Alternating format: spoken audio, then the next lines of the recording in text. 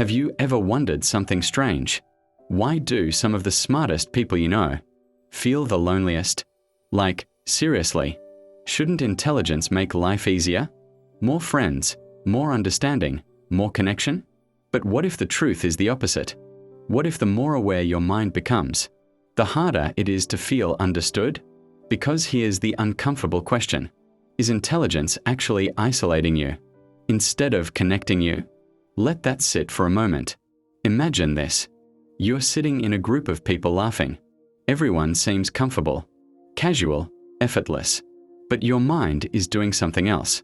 You're analyzing tone, reading micro-expressions, predicting outcomes of conversations before they even happen. And you think to yourself, do they actually mean what they're saying? You smile, but it feels like wearing something that doesn't fit anymore. And this is where it gets strange. Because the smarter you become, the harder it is to turn off your awareness. You notice contradictions others ignore. You see patterns in behavior people don't even realize they're repeating. And slowly, unintentionally, you start feeling different.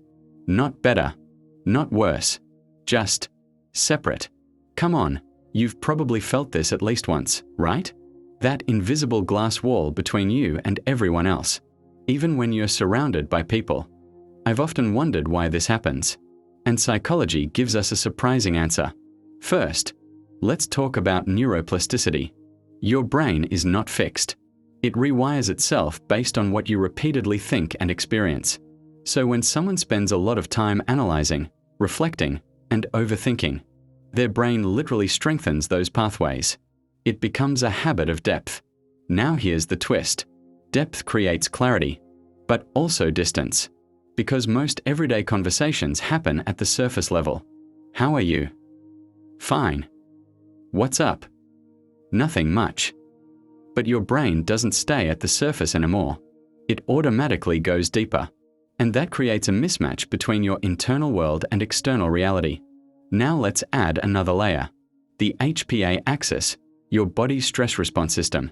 When your mind constantly analyzes social situations, it can subtly activate stress responses. Even in safe environments, your body starts behaving like you're in a social evaluation zone all the time.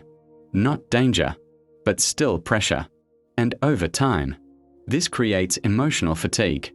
Not physical tiredness, but a deeper kind of exhaustion. The kind where even small talk feels heavy. But here's something even more interesting. Back in early human history, intelligence had a purpose.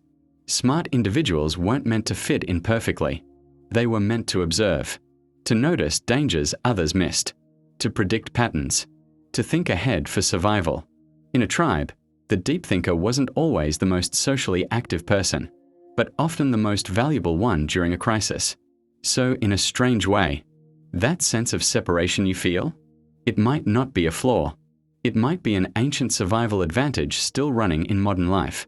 But here's the challenge. Modern society doesn't reward isolation. It rewards connection. So now your brain is stuck between two worlds.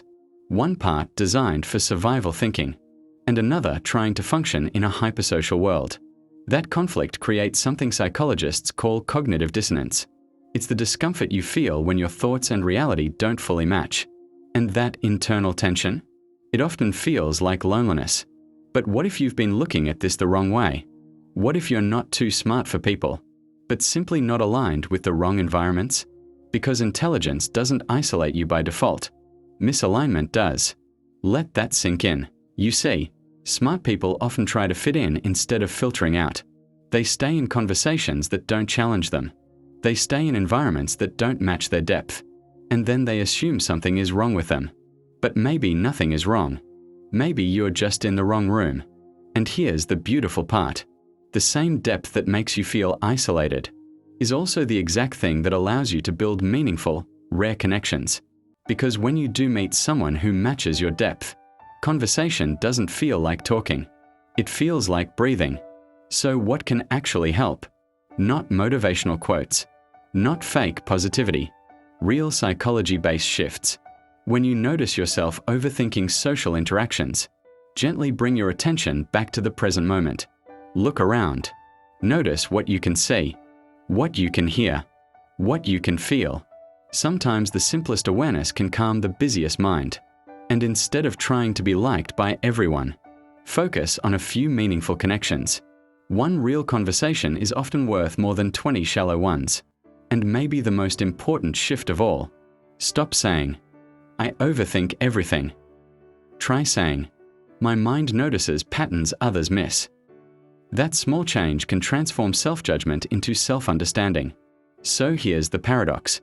The same intelligence that makes you feel alone is also the thing that allows you to understand that loneliness so deeply. And maybe, just maybe, loneliness isn't always about being alone. Sometimes it's about not yet finding the mind that speaks your language. So tonight, ask yourself this quietly. Is your loneliness telling you that something is missing? Or that something deeper is still waiting to be found? And if nothing else, just remember this. Not everyone thinks like you. But somewhere out there, someone does. They just haven't crossed your path yet. We'll leave it there.